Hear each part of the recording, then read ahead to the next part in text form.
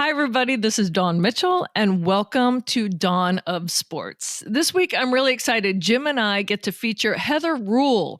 She is not only a social media coordinator for Major League Baseball and the Twins, she is an author who has written 12 books, and especially so, sports for kids. They're awesome. I've been reading them, so that tells you a lot about me.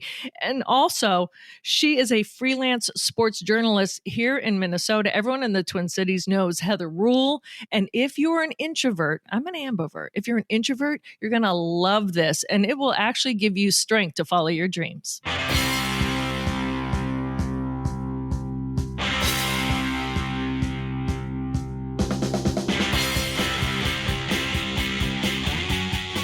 So, Don, lots going on. We both spend a lot of time around the Vikings. The Wolves are still one of the most interesting teams in the entire country. The Wild just won a big game. Gopher women still playing well. We'll give you your Aurora moment. We also get to our FTG later. But I think we have to start with the Vikings. We're talking here on Thursday morning, and they are about to start a 3-game gauntlet against divisional opponents. They could theoretically still win the division. They could very easily miss the playoffs altogether. I want to ask you this, though. My wife's a Vikings fan. You and I have both spent time around the Vikings and Viking fans. I feel like this is such a weird juncture for this franchise and this fan base right now. They have a chance. They have a chance to go to the playoffs, and yet I don't sense excitement. I just sense, oh God, what's going to happen this weekend? You know, Jim, the craziest thing is this past week, and these are people that are aware of Vikings. They claim to be Vikings fans. They say, oh, they watch. And my mom watches all the time. It's too bad about the Vikings. And I said, yeah, I'm thinking quarterback situation. I'm like, yeah, right. And they go, I can't believe they're out of it already. There's nothing to root for. I'm like, no, they're not done.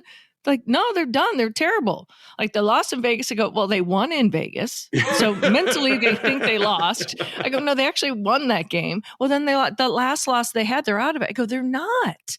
And I've never, either you have Vikings fans thinking, oh, here we go again. We're terrible. This always happens to us. Or we're going to win the Super Bowl. But I've never had people not really be with it, to in their heart think they're done and not realize the importance of these last 3 games. It's been a strange week for me. I feel like I'm in the twilight zone.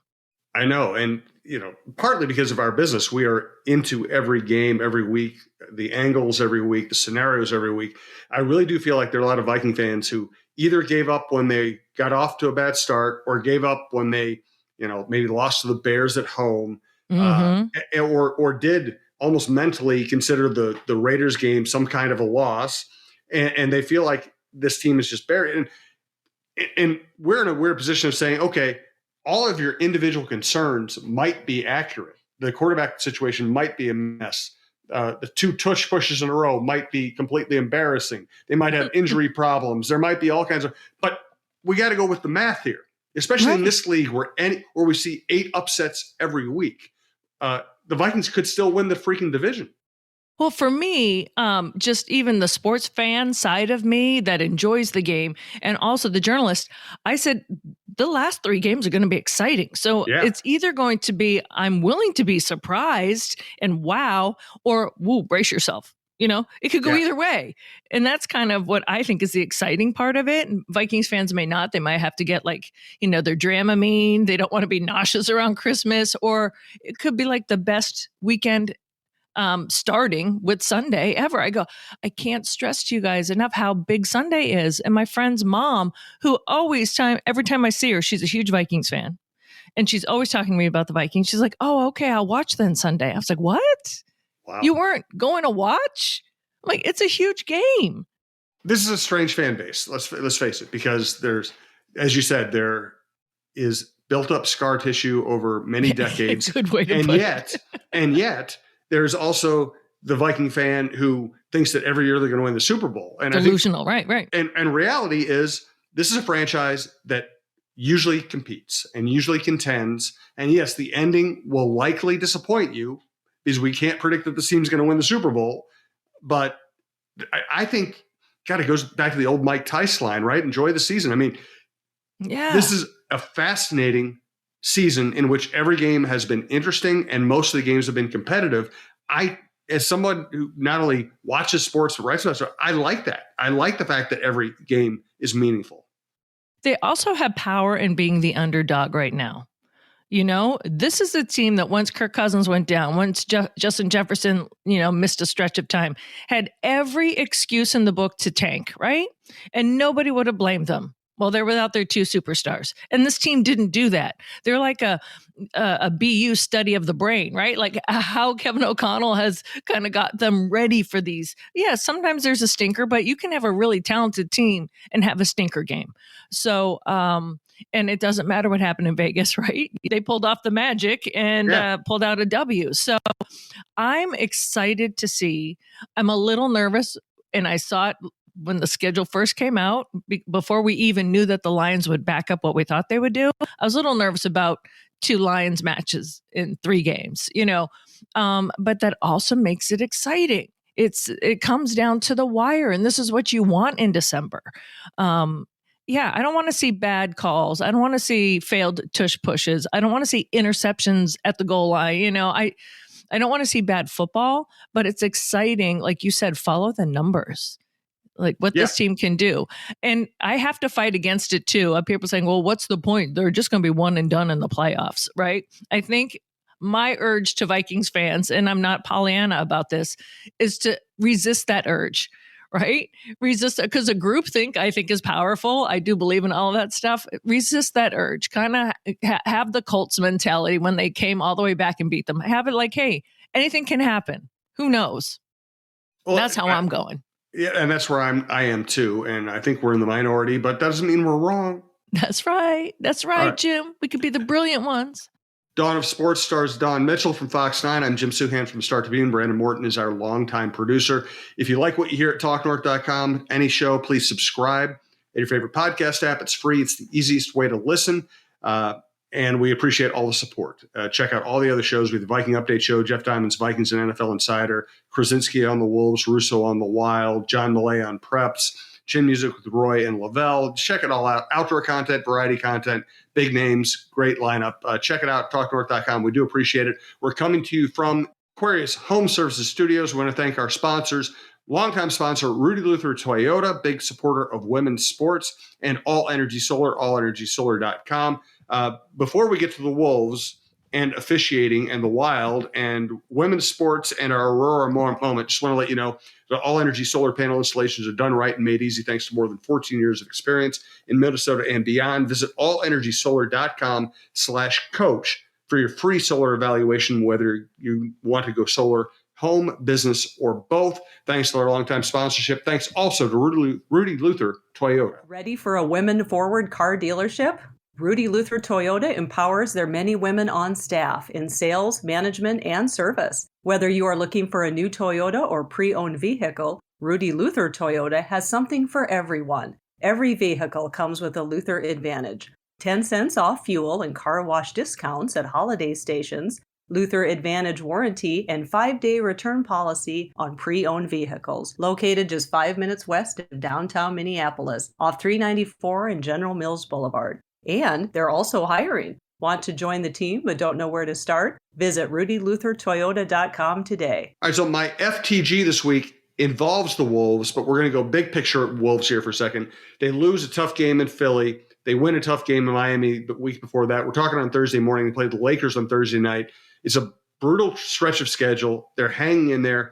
The loss to Philly was almost predictable.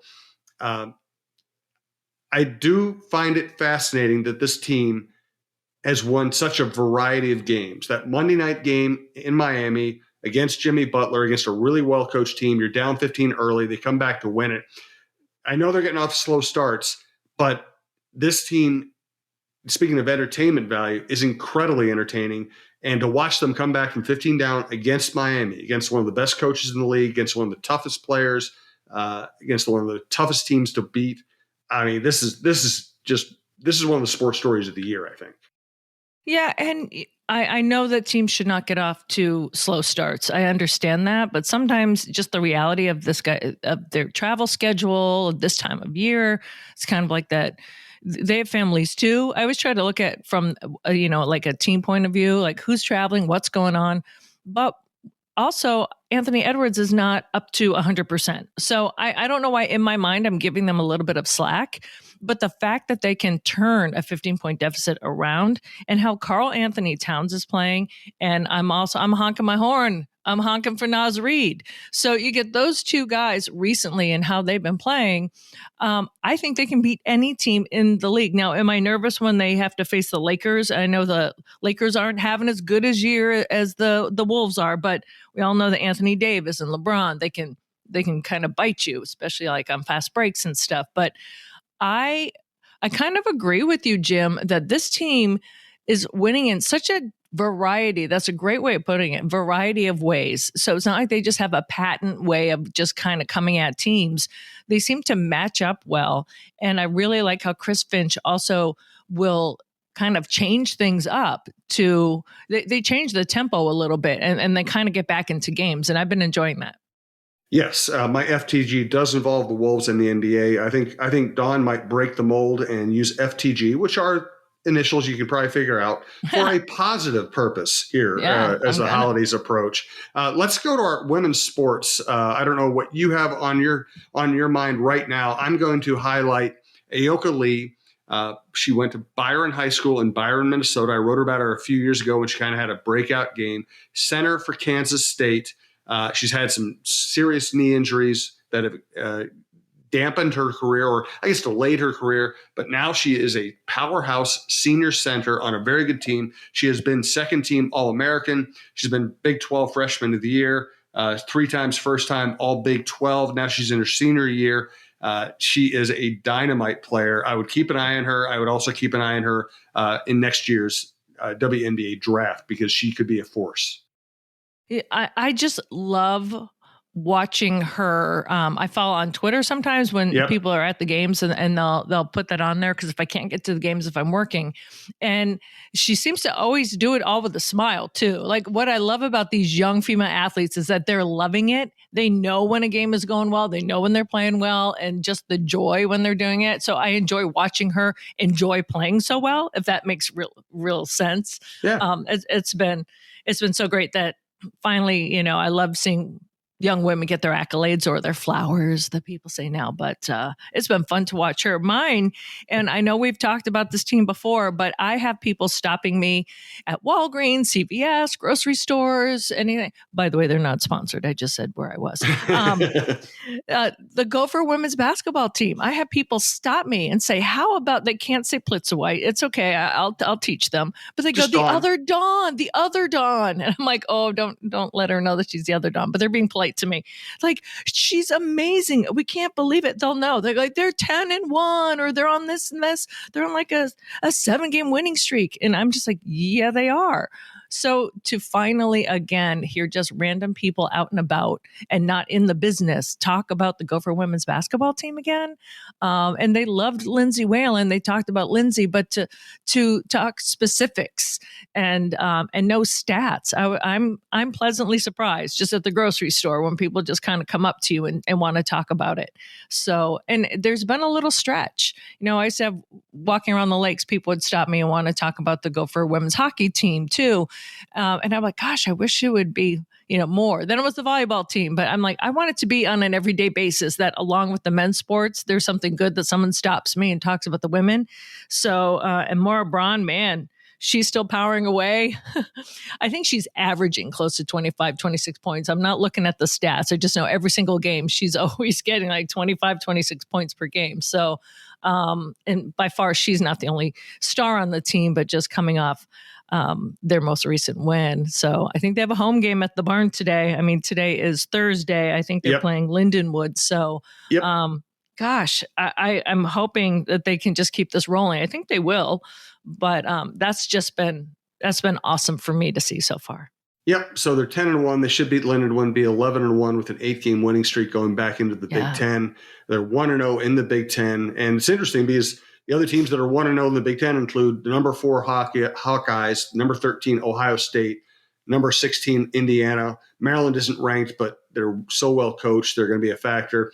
So the question is, are the Gophers ready to fight the teams at the top of the conference? Because honestly, it would be a great step forward if they just kind of hang tough in the Big Ten. And if Right. they're kind of a good middle of the pack team that has a chance to go to the NCAA tournament, that would be a major step forward for that program. Oh, absolutely. And, I hate when people say, yeah, well, look at the teams they beat. I'm like, just look at the improvement already. Just so, I don't know. It's a Christmas spirit. I'm being so positive today. You are. And that's allowed. And let's just call me use Polly that. Positive. Let's segue into our next semi-positive segment, FTG. Mine's is negative and Dawn's is positive.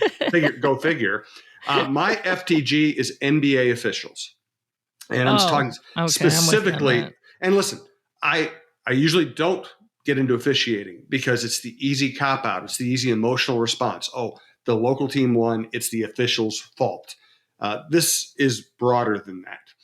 When I watch the NBA, there are too many reputation calls made. And we saw it on Wednesday night with Joel Embiid. Every time somebody brushed against him, it was a foul. And so you have a massive 7-foot, 280-pound guy running people over, driving to the basket, sweeping the ball through to create contact. And every time he made contact with the Wolf got the foul call. I'm not saying that's why they lost. No. And Embiid had a great game, and he's a great player, and he deserves a certain amount of respect in terms of getting calls. But you can't have Rudy Gobert out there getting run over and have the foul be on Gobert. It's been a problem in the NBA for a long time, maybe since probably before the days of Michael Jordan, but especially since Jordan, where the star gets the benefit of the doubt and gets to just dictate how the entire game goes because he knows he can get a call whenever he wants. It just drove me, the way they officiated the game on Wednesday night drove me crazy. Yeah, there's a difference between giving respect and giving a free pass. Yep. Exactly. Yeah. I'm with you on that. All right, you're bringing out some of the Scrooge in me. All right. Well, no, now you get the chance to be positive now. Okay, so fantastic, that guy. I have to give a shout out. After 6 long months, I graduated from physical therapy. Oh, yes. And so at TCO, Twin Cities Orthopedics, and I can give him a shout out now because his last day is actually the 23rd. He got engaged. He's moving back to Wisconsin. He's moving to Madison. So he's not even going to be here. But the person... I'm not an easy patient. Let's just put it that way because I don't have patience. Like as soon as I hurt my leg, I want to be walking again. So his name is Jamie Palmer. He was my physical therapist. He graduated me yesterday, but with homework. See, like he knows me. Like, okay, I'm graduating you, but it doesn't mean you're done. You still need to do X, Y, and Z 3 times a week, and gave me a schedule and he's still going to check up on me, even though he's going to be gone. But I just want to say there's fantastic. So fantastic that guy is right there.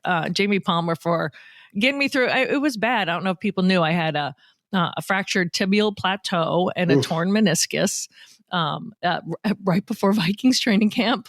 Fantastic of me. And, it's been a process because I told them I did not want to miss a beat. My goal was to be off crutches before the first travel game to the Eagles for the Vikings. And we made that. Like he knows I sometimes I push myself. After the Eagles game, he was mad at me because my leg was all swollen up, blown up because I pushed it going through airports and people don't know when we go on the road how much like walking and you're carrying stuff and it is a physical grind. So I just thank him for his patience and actually that it's strong now and I can actually get back to. I didn't think I'd be able to, and I'm not quite sure I want to, but I can get back to running. So my FTG is Jamie Palmer from Twin Cities Orthopedics. Good deal. Awesome guy. And I'm happy for you because I know you and I have been talking even before we started doing the podcast and meeting and just I'm sure it was very painful, but you also just had to deal with crutches and dealing with. Speaking of patience, I don't have the patience for all that. That's why I'm glad I've never had a knee problem. Well, and I said I remember. And this is a podcast for another day, being a woman kind of plays a role in it because I said, when you're a woman and you're vulnerable, that's right. Hard. When you're physically vulnerable, when you know that you can usually run or you if something happens, you're physically able to get yourself out of that situation, a kick or a run or whatever. When you start thinking about that, you're like, I don't like this. And that's why I would pull my brace down when I was on air. And some people like, oh, they just thought it was like a little ego. They didn't want to see it with my dress or anything. And I said, no, I didn't want people out there to know I was less than, in fact, physically. And so it's funny because I told Jamie that. He's like, I didn't even think of that. That's going to help me going forward. I said, yeah, it's just living as a woman in this world is just a different, not that you always have to be on guard, but you have to be smart about things. So that for me was, I didn't like it. I said, oh no, I'm going to be a feisty old lady. I can tell you right now. I'm like, I can do that. No, I'm going to walk to the grocery store myself. Like, well, we have cars, Grandma, like that's going to be me. But so I learned a lot about myself in the stretch as well. But well, you're reminding me, the comedian Louis C.K. did an entire bit once talking about how basically women, and I'm trying to bring some humor to this while also acknowledging the reality, which is that he said basically women, it's like they should view men as bears. Until you can prove that the bear actually is well trained and isn't going to eat you, you probably shouldn't go near the bears. And he did this whole segment, and it was very funny and very apropos of the way life works. And then he got caught exposing himself to women, which proved his point. Exactly. And I also say the body remembers. And way back when I was in college, they used to have walking cast kids. They didn't always have boots. You had like a 30-pound cast. So I had a 30-pound, I broke 2 bones in the arch of my foot dancing. Never try to do like a releve or a spin or a move on a rug. That's why there's hardwood floors. I'm canceling my weekend plans. I'm not going to do those things. I snapped 2 bones in the arch of my foot. I actually didn't know I did it at first. So that's again, another story for another day because I don't feel pain the way I should. So I had to call my mom like, Mom, what happens when you hear something snap? How do you know if it's broken? That kind of thing. But I was fine. Nothing happened. Let me preface this story, but I was living in off-campus housing and I was on crutches in a cast and a guy attacked me in my apartment. So he was on drugs. Nothing happened. I was fine. But what stuck with me is I could have kicked that guy's butt and run away. I was a college athlete, but I couldn't in that situation. Right. So I just think everyone feels that way. Men, the Vikings players were so good to me. Danielle Hunter actually said, like, so how are you doing mentally? Because injuries really hurt mentally. And I said, yeah, it's a hurdle because I want to still be able to do everything. I want to be the first to get the guy coming off the field. So I would just say everyone that I was been around this summer has just been a blessing for me in just a strong positive way. Cause I was like, you know what, maybe this just forced you to slow down a little bit. But there's so many things out there in your body. I'm like, I don't know why this injury is so hard on me. And it's not like I fractured it in 12 places. I'm thankful I didn't need surgery. It's a fracture. I just had to stay off it for 2 months, 2 plus 9 weeks or something. But the athletes know and your body remembers. So that's just my lesson for today, kids. Good. No, good stuff. And now let's get to our Aurora moment in honor of our friend Andre Iacque, who started the Minnesota Aurora, still one of the best stories in the country. They've been having tryouts. I follow them on Twitter, MN Aurora FC. You can also go to mnaurora.com/play with us or just minnesotaAurora.com. You'll be able to figure it out. And you can get on their tryout wait list by emailing Chance at mnaurora.com. They have a recruitment form at that website. And if you want to play for them, if you want to find out more about them, check out mnaurora.com. We highly recommend the experience if you're a young soccer player. And eventually they'll have a tryout that you can get into. So that's my minnesotaAurora.com. All right. Unless you have any other thoughts, why don't you introduce your guest? Okay, well, I do have 2 quick thoughts. First of all, the interesting PJ Fleck that emerged with the whole Coy Persic situation, situation with, I want to go back and learn his quotes about juice. You're juiceless if you're useless. See, I'm totally messing it up, but it made me laugh, and I'm excited that they got Coy. I am keeping like a top pick in the state. So congrats to the Gopher football team for landing a recruit. I know that that's a big deal here. And also, yay, Wild. Now, I never say this, Jim, but they beat my hometown Bruins in an awesome game. Kirill with 2 goals. There's going to be a rematch on Saturday. I don't think my family listens to my podcast yet, but I bought them They tickets should. to surprise them. Oh, cool. So they'll be going. I'm really loving, I hate the fact that anyone has to get fired, that Dean Evison got fired, but it's been a turnaround for this team. So I love watching how they're playing. So those are my flowers to the Wild and to the Gophers. Good. And that was the biggest win of the season, winning at Boston against an excellent team while being down 2-1, midway through the third period and rallying. That was impressive. And finally, they got goals out of Kaprizov. As good as he is an all-around player, he's got to score goals for this team. Yes. And with Matt Zuccarello out and Spurgeon and Brodin, they needed that. So, and a shout out to Matt Boldy. He's playing great. He's playing great, and that's his hometown, Yep. So kid goes back and gets that. So that's awesome. Yes. All right. Who's your guest today?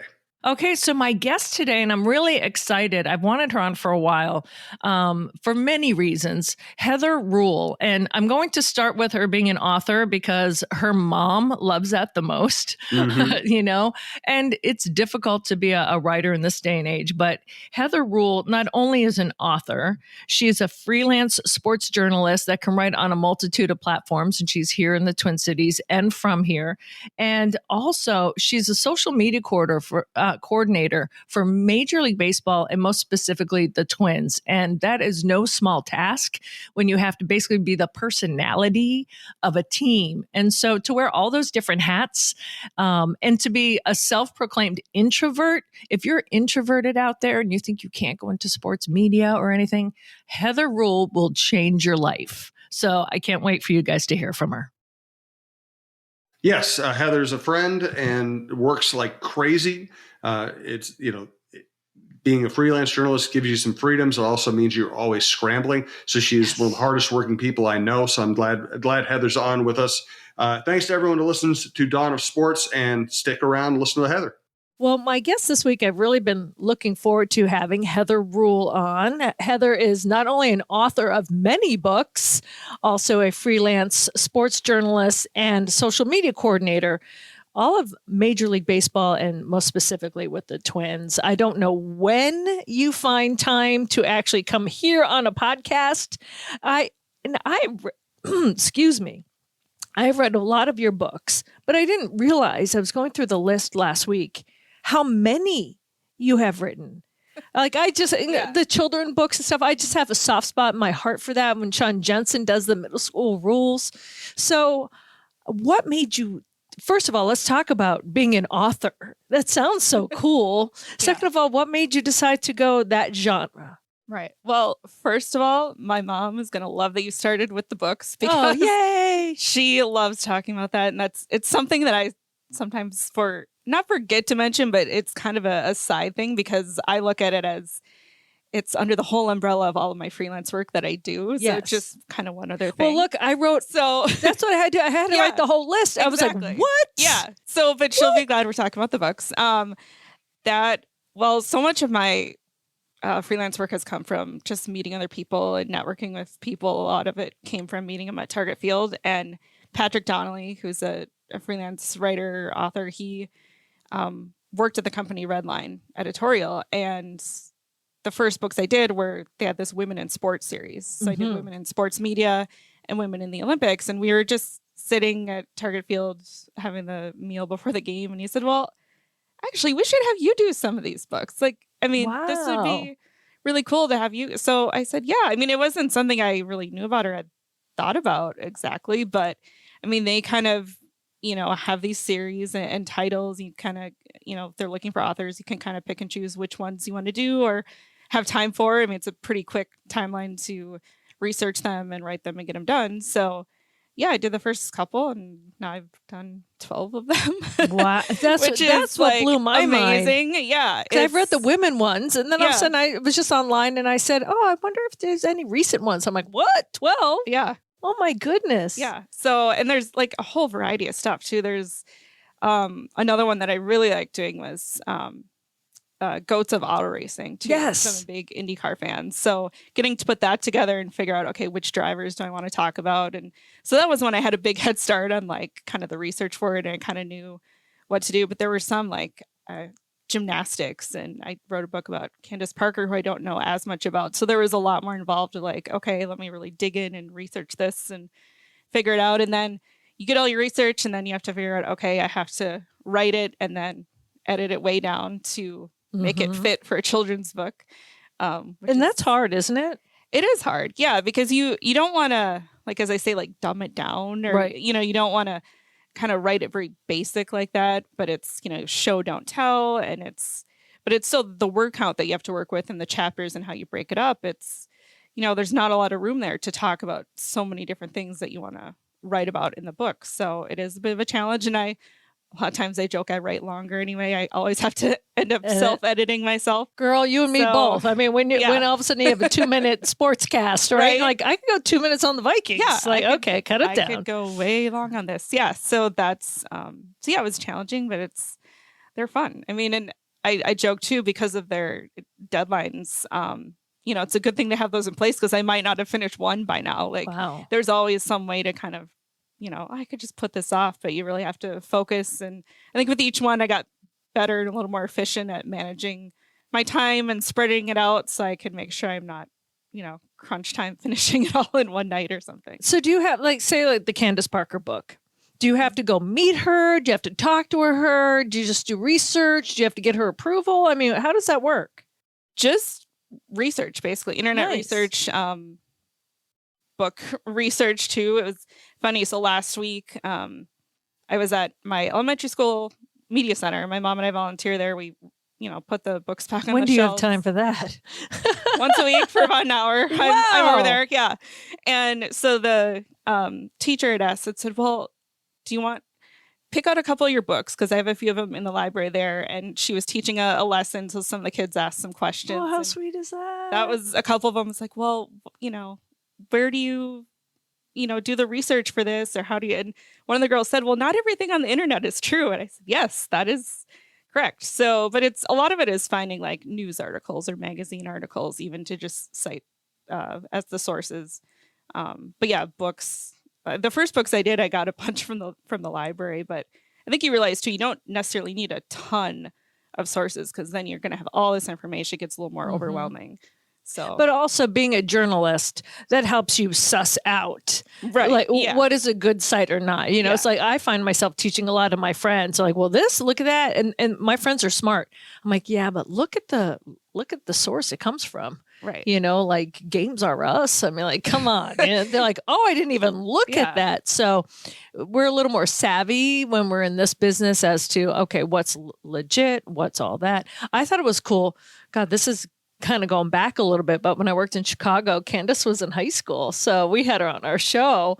She was like the first girl in Chicago to dunk a basketball and all that stuff. So for me, just to kind of see her career and, and now being a mom and just everything that she has done and accomplished, when I saw that you saw that when you wrote that book, and then it was specifically for younger kids. And I'm like, how powerful for a young girl to pick up that book and read. So first of all, I want to thank you just on behalf of women, but just, do you stop and think sometimes? I know your mom does, but how that impacts people?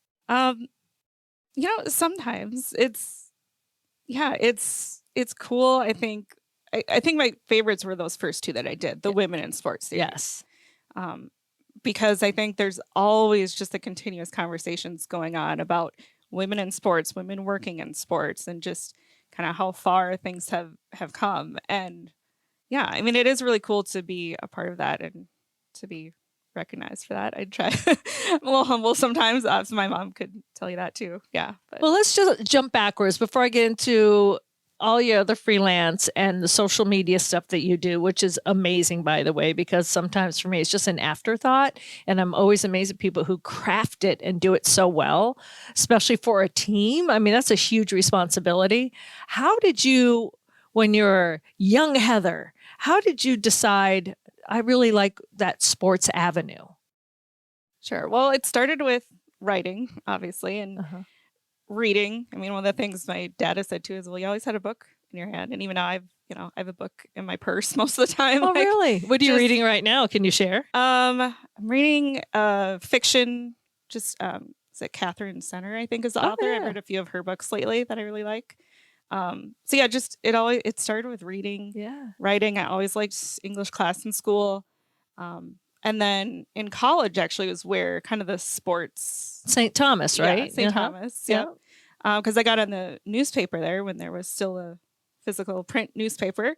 Now it's a whole media website. But I started picking up sports stories, and I discovered, I really like writing about this too, because I'd been a sports fan so much, like growing up in middle school and high school. And so I thought, well, why not just write about them too? So it kind of started there with picking up sports stories and then being sports editor of the paper there my last year or two. So kind of just decided, yeah, this is what I like. Was there a moment when you started viewing sports differently, when all of a sudden it's kind of your job, even though you're still in college, but you're doing it, you're like, oh, this took a turn? Like you might like it more, or you just see it in a different way? I don't know. That's a good question. Not necessarily. I think now I notice it more, because if I go to a game like as a fan, instead of working, like it's a big deal. Yeah, exactly. You have to turn like off part of your brain, right, to enjoy it. Exactly. Right, yeah, right. it's different. Or like going down to spring training games for the Twins. I wouldn't go down there to work, but my folks and I went down there for vacation and got to just watch a couple games in the nice weather, which was really fun, because now I haven't been to a Twins game at Target Field as a fan since, like, I don't know, 2014 maybe. Yeah. So I think that's the part of it I noticed that's different. And then I think sometimes people don't necessarily understand, because they're not in it, and they think, well, you just go and you just watch the games and it's all fun. I'm like, well, yes, it is. I mean, it's a great job, but you still are going to work too. Right. You're doing your job. So it's a great office. It's a great place to work. And sometimes you're in the middle of maybe crafting what you need to do for social media, and you're like, well, what was that? What's the score now? People are like, well, even when I talk to my friends about it, like, well, you were there at the game. I go, right, but I'm working sometimes. Yes. Like, it's nothing on press row for someone to be like, hey, who just fumbled that? What happened? It's not like, oh, you're not paying attention. You're doing your work. And then like, oh, I looked away for a half a second. Right. Yes. Right. To hit send. Yeah. Yeah. So, or you're writing, like during a lot of the state tournament games I cover, if there, we do a lot of back-to-back games. And so, maybe for like the first period of the next hockey game, I'm still transcribing and writing from the previous game. Right. Because you're on deadline. Yeah. Deadlines, and you got to get it done. You can't get behind, that kind of thing. So it's still like you're paying attention and you're kind of noting things, but you still need to get the previous game done too. Well, Heather, we were talking about when you first graduated college, and then you just kind of got into it, and how you start. We see sports just in a whole different way when it comes to the social media aspect of it, especially where it has to be clever. It's got to be funny. It's got to be something Major League Baseball wants, something the Twins want. Can you, for the people that are listening at home that may not understand exactly what you do for the team, but also for the levity of the situation, right? How do you rise above the pressure and just kind of have fun with it? And those are the ones that go viral or all that stuff. Well, I don't think about the pressure too much, but I think helps. Yeah. Sorry. No,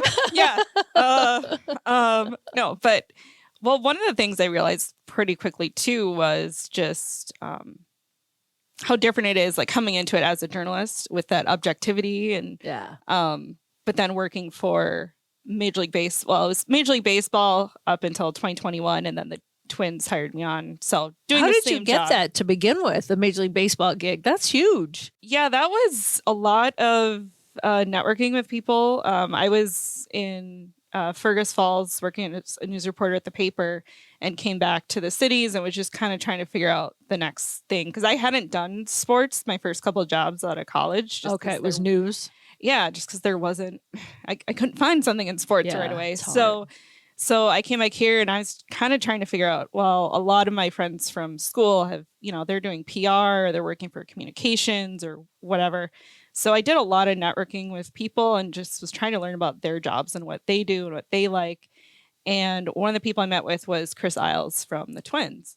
Oh, awesome, And dude. Yeah. Yeah. So, and we just kind of kept connected and kept in touch. And he had said, well, here's, this job. It was at the time kind of a new program with Major League Baseball, but he said it works really closely with us at the Twins. So I was one of, there were 6 of us for, different teams for Major League Baseball before I think we eventually got to, I think all of the teams. All the teams, right. Yeah. This is only 6 at the beginning? Yeah. Wow. Yeah. So, and it was, and I pretty much still do just Twitter for the most part. Right. And so, yeah, it's been interesting to see how that part of it has evolved with how the platforms change and, is a lot more kind of score updates and that kind of thing. And it's turned into a lot more, sharing of GIFs and, again, trying to be really super clever. And I think I realized too that not everything is going to be like your best, funniest, capture the moment kind of viral post. We say that in TV, it's not a resume day. Yeah. Yeah. Yeah, exactly. Like you just have to get it on. Right. You just have to try. And sometimes it's not going to be and sometimes the longer you wait thinking about it, then kind of the moment is past a little bit. You got to, because a lot of it, especially with Twitter and that platform, is getting stuff up quickly. So it's such timely. A fluid wall, right? Yeah. Yep. So there's, the videos and photos. And I'm, part of a team too. We have someone else doing Instagram and we have, photographers and videographers that are, sharing us content that we can put on the platforms too. So yeah, it's kind of a balance, but there's some posts sometimes will just kind of click, and a lot of it too is keeping tabs with pop culture stuff or TV references or movie references to kind of work that in with, players' names or, the situation that's happening on the field, that kind of thing. So, and it's a lot of too what I love, especially when I see teams do this or companies where it's not so stilted, right? But it's kind of on the pulse of what's going on or what the nation feels or like what Twins fans feel, right? I think it was that football game just last week where it was like 63 to whatever, right? I think when oh my God, I'm spacing it. It was the Lions, and who else did they play? They just blew them out. The Chargers. Yes, the Chargers. Thank the Raiders. You. The Raiders and Chargers. This is how many football games I've watched the past few days. So I'm watching that, and then I looked at the Twitter, and the Chargers account had, "We scored one," like and it just. It's one of those things where it may not age well, like ha ha ha, but in that moment, that's what, you just have to laugh. You're getting so beat up that I think any Chargers fans were feeling that exact same thing. It has to be on the pulse for that moment. Yeah. Right. And so that's what I find would be the hardest thing to do and also for a team, you're giving their Twitter account a personality. Or what they want to convey too. Do the teams ever give you guys suggestions, or are they just like, oh, we love that stuff? Or what's the feedback like? Yeah, not a ton usually. There, a lot of times it's just kind of keep doing what you're doing, sort of. But yeah, just a lot of I don't know. I had one, I think, where I kind of tried to. I maybe went over the line a little bit, like, yeah, maybe don't do that. It was nothing like too terrible or anything. Like, yeah, maybe let's just not go that direction and just, okay. So you kind of see maybe what they want a little bit. I think some of those ones where you try to poke fun at yourself a little bit as a team, it's kind of an acquired taste. Some teams lean into that way more than other teams do. Some teams don't like that. And fans too, they can be a very split. Yes. Some people are very serious about it, like, well, why are you the team is losing? Don't call them the Twinkies. Why are you doing this? Like, it's not funny and that kind of stuff. So you're not going to please everybody either. No. And that's what I'm saying. That's where the tricky part happens, right? Yeah. But you're not going to grow if you don't try those things. Right. Yeah. I agree. And at least the Twins give you that leeway, like maybe just not that direction. Yeah. Rather than, no, you can't do that. You're like, oh, because you don't want to stifle. It's still creative. Right. And like you said, from where it started to how it is now, like Twitter, X, whatever, and how people use social media. And thanks for saying GIF. That's what I say. I don't say GIF. Yeah, I do not say GIF. I don't know. GIF's a peanut butter, right? Yeah. Thank you. Yes. Thank you. Yeah. I know some people are gonna don't email me and say it's GIF and it's a hard G or a soft G or whatever. I'm happy with either one, but I say GIF. Yes. It's really hard to just kind of keep up on. Sometimes I think I'm good with pop culture and what's going on, and then sometimes I'm like, I have no idea what that meant. Right. Yeah. Well, and UrbanDictionary.com. Yes. Yeah, I struggle with that sometimes too. I am not a Swiftie. I am not a big like her music's fine. I'll listen to it, but I'm not. And versus some of the other people on the social media team are Swifties. They can like weave in the lyrics into their so thing. they can do that. So that's something that's really not in my wheelhouse. But Friends references, yes. Oh, there you go. That is, yep, all me. I'm all over that. So anything kind of millennial, I've got down. Yeah. So out of all of the hats that you wear, let's just say from an impact point of view, apparently, like you said, you haven't really thought about that your books can reach young kids, or like there's people that want to be social media people and they might want to pick your brain.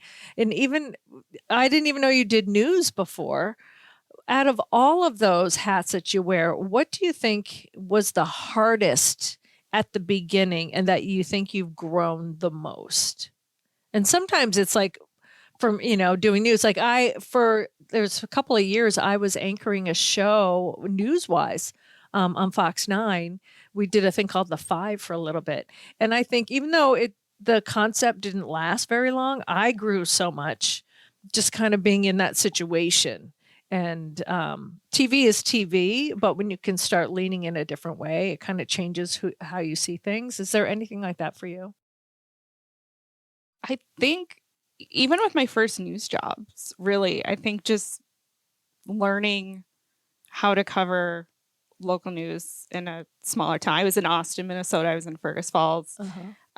Just learning how to do the job right out of college. I had an internship in college where I was a sports intern. I did a few feature stories like over a summer, but nothing like, day-to-day daily paper. And these were a couple daily papers, small town, just learning how to cover like a city council meeting and stay awake. Yeah. Sorry. Yeah. Right. School board meetings. Right. Yeah. Just learning how to do that and how to kind of have the pulse of the community. And I had, it was small newsroom in Austin, really good reporter that I worked with, who'd been in the business a while, Kay, who's one of my dear friends now. We're still in touch all the time. And so getting help from her and just saying, okay, this is what I need to do. And even going out and covering like breaking news, listening to the scanner, the first like piece of breaking news I ever went on. It was funny because it was like a garage fire, shed fire, something. So I went out to it with the camera, got this great photo of it. It was like up in flames. And I got back and the editor on duty was like, well, oh my gosh, that is such a great photo. Like what? I was like, oh, is this not what all like fire calls are like? And then come to realize, yeah, no, most of the time you're going to get there and there's nothing. There's there's some smoke or, it's really not a big deal. So that was kind of interesting for my first piece of breaking news. But yeah, I think just those jobs being so important. And that's what I had heard too, is go somewhere smaller market and kind of learn how to report and really do the job well. So I think, again, that's, those weren't sports jobs, which is what I wanted to do. But I mean, just learning how to do it and how to tell stories, because so much of sports reporting too is talking to people and telling their stories and profile stories and all that. So what is your biggest piece of advice then for like, whether it's a girl or a guy that they see, oh my gosh, I want to work for the Twins. I want to do that. And sometimes they feel like they can just jump from college into doing that. And if you start listing off all the places you work, sometimes they get glazed over and they don't want to do that. But what would be the biggest piece of advice that you would give someone right out of school that wants to hold on and do their dream job and not just get a 9-to-5? Sure. Networking is huge. That's probably another piece that I really learned a ton about along the way, especially a few years ago as I was getting into freelance, which I never really set out to do. It just kind of happened and snowballed that way. Right. And that's where I was finding opportunities. But just meeting with people, because like I think I said earlier, so many of the things that I do freelance, it's because I met someone here. I met a lot of people at Target Field, or, you know, I think the freelancing for me started with like one football game that I covered because I had worked as a copy aide answering phones, taking sports scores at the Star Tribune before I'd even got my first news job in Austin.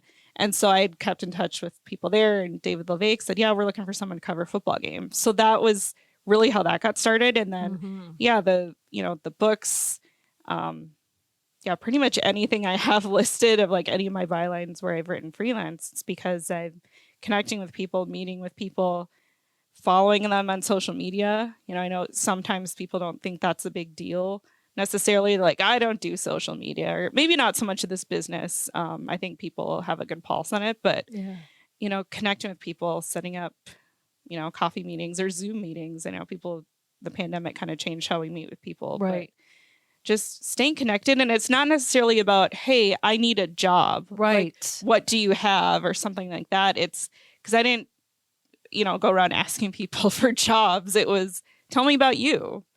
Because once I kind of shifted, because I was kind of nervous. I had gone to a networking job search group, and the gal who runs it said, networking is huge. And I was kind of nervous to get into it because I'm like, well, I'm kind of shy. Sometimes, I'm an introvert. Right.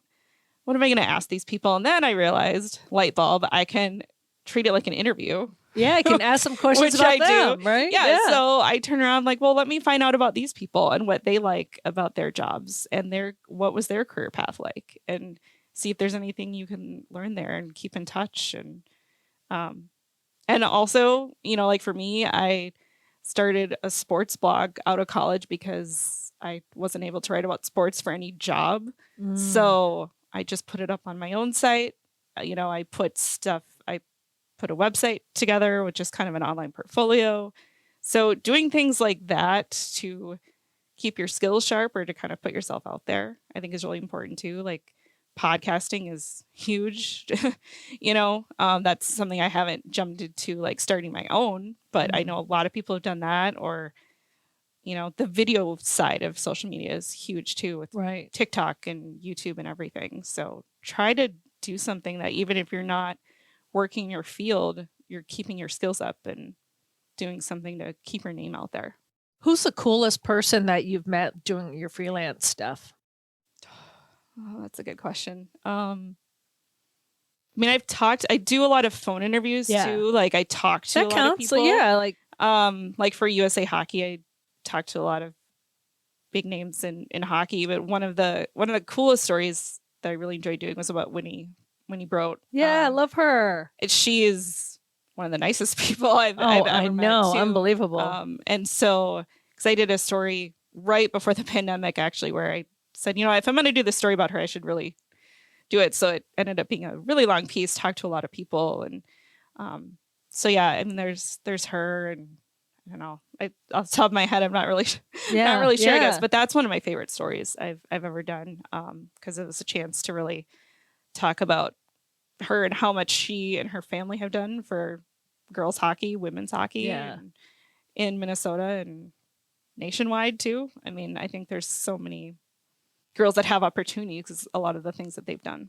And I love when you said you're an introvert, because I, talked to some young women, and they said, I'd love to get into it, Dawn, but I'm not an extrovert like you. And I'm like, I'm actually not an extrovert. I'm an ambivert. And I didn't even know that existed until a couple of years ago. And I said, yes, because sometimes I am introverted. Sometimes I'm extroverted, but usually around just my friends. But I would say, I think this career and this job have made me more of an extrovert. But it's not all the time. So people are like, what? But you're talking to people all the time. I said, when I was growing up, I would not even ask a store clerk where something was. Like, and my dad was Brooklyn, bull in a china shop. He'd be like, oh my God, let me go ask, right? And so I don't know. I'd prefer to just wander around the store and try to find it myself.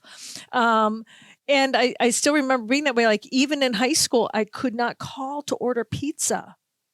I'd be like, no, no, no, and hand off to my brother. So Yeah. I get that.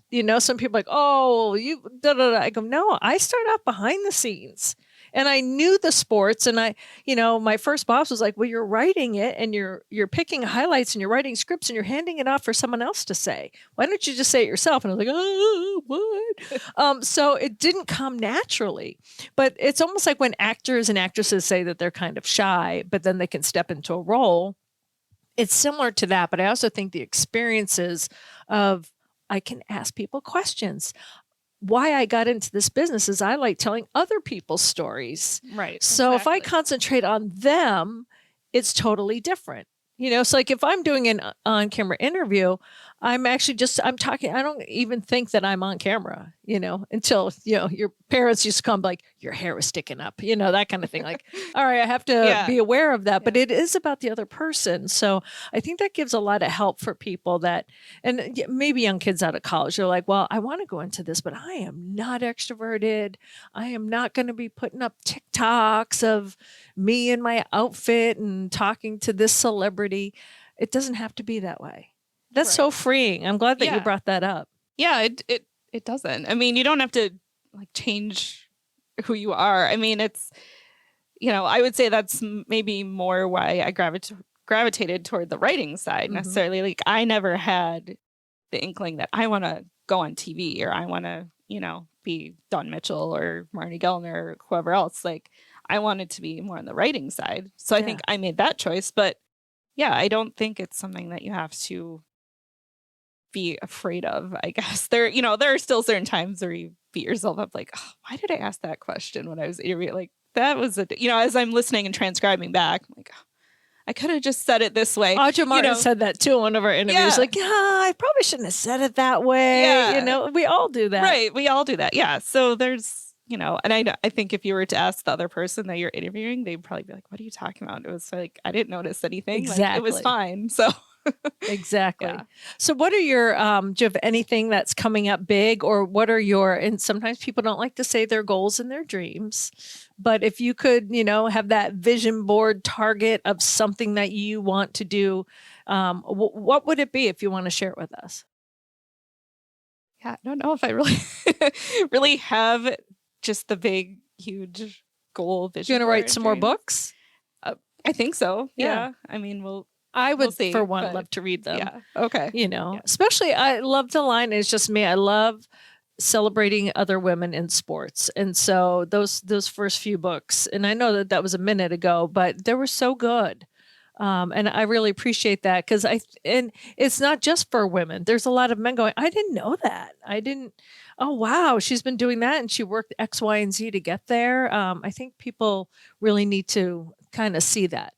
Yeah. Yeah. So. And I appreciate you saying that. Yeah. I mean, the women in sports media book too, like that was something I learned a lot about too, writing that, because I went back, decades ago or whenever, and I'm learning about these experiences of other reporters and just seeing how far things have come. I guess that made me appreciate now being able to go to a press box. And I've been fortunate where I haven't really had a lot of those bad experiences that women have sometimes, and getting stereotyped and all of that, or being, just comments made towards you, that kind of thing. I mean, the most I've had is sometimes at a high school game, people earlier on, especially, would mistake me for a student or something and say, "Oh, what are you doing your homework?" I'm like, "No, I'm not. I'm covering the game." And now you're like, "Thanks for thinking I'm that young." Yeah, exactly. Yeah, it's turned a little bit. But yeah, it's just, I don't know. I learned a lot doing those books, and I've always. It's funny to think about, how long I've been doing freelancing now, because, like I said, I didn't really set out to do it. It just kind of snowballed. And so I've always felt like I'm continuing to build, and I'm and building freelance it. is hard. Yeah. Oh yeah. It is hard to keep finding those gigs and what they turn out to be. So kudos for you for that. I always say, it's freedom in terms of your schedule. Yeah.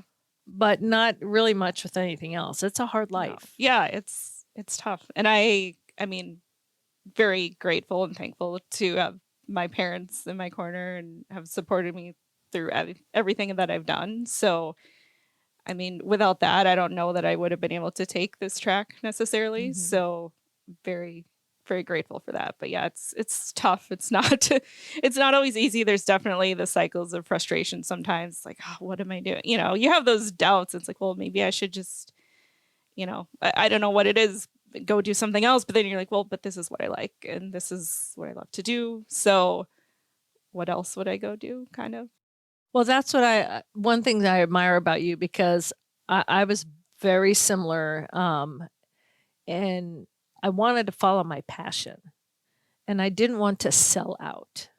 Like and not that other people have, because I think when people decide to go a different route and they don't have to do sports journalism, they don't have to do what we're doing. It was a turning point for them where they made a decision like that was done. And now I want to do this. But when I was first starting out, I saw it as, I know this is my dream. It wasn't a dream I had like right out of college, you know. It's like the more people I met, I'm like, oh, I did an internship. I really like this. Like, I think I want to pursue this rather than, and there was some pressure from my friends in college, like, you're not making any money. Like, you got student loans. Like, what are you doing? I'm like, I'm going to go live with 5 other roommates and eat ramen noodles for 2 years. You know, like that's what I'm going to do. And I'm glad I did, because I think I would have been disappointed in myself if I gave up on my dream just because it was hard. And so what you're saying is everything that kind of I believe, you know, like now you're seeing the fruits of your labors, so to speak. Yeah. And I mean, I always say the variety of things I get to do is what keeps it fun and fresh too, because getting to cover, I mean, yeah, the Twins and the high school state tournaments has been a lot of fun.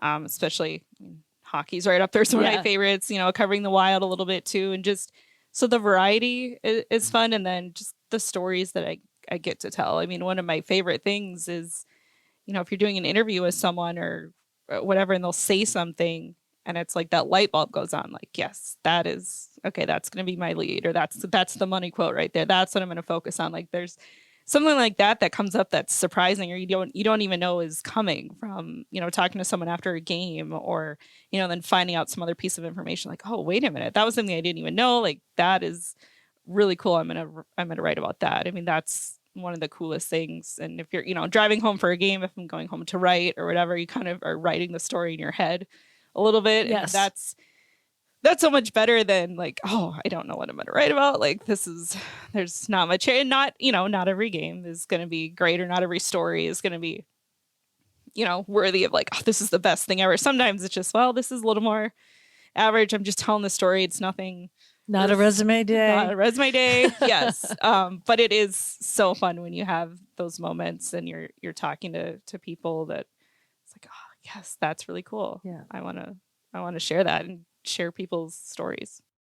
Well, Heather, thank you so much for being on this podcast. If any of you out there listening, 12 books, I wrote them all down. I'm not going to give you the whole list, but the one I now want to read, the Wayne Gretzky and the Edmonton Oilers, that is now on my list to find. And I know I'm a little bit older than the people that you write for, but I love all of these, and especially Goats of Auto Racing. I used to do an auto racing show in Chicago. I was kind of thrown into it. Now I kind of like that. So a lot of those things are interesting. So if you have a chance, check out Heather Rule's books. She's got a whole list of them. Also, social media, follow the Twins. You can follow her as well, because your what is your Twitter handle? Is it Written Rule of? Well, that's my hashtag assert. That's a hashtag. Okay. Written Rule of Sports. Yes. But Clever, just by the way. HL Rule, HLRULE on All right. Twitter and Instagram. That's most of my socials. So yes. Yeah. Well, thank you so much, not only for being a strong woman, and but also staying true to yourself while you tell other people's stories. I really admire that about you. Thank you so much. I appreciate that, and I appreciate you asking me to be on your podcast. I told you before, I've listened to all of them so far, and you've had a lot of good guests, but very relatable stories from other women in sports. Yes, exactly. Yes. So, and thanks for rocking out with me on my birthday. Oh, of course. That was so much fun. I was so glad I came. It was funny. Nadine was there.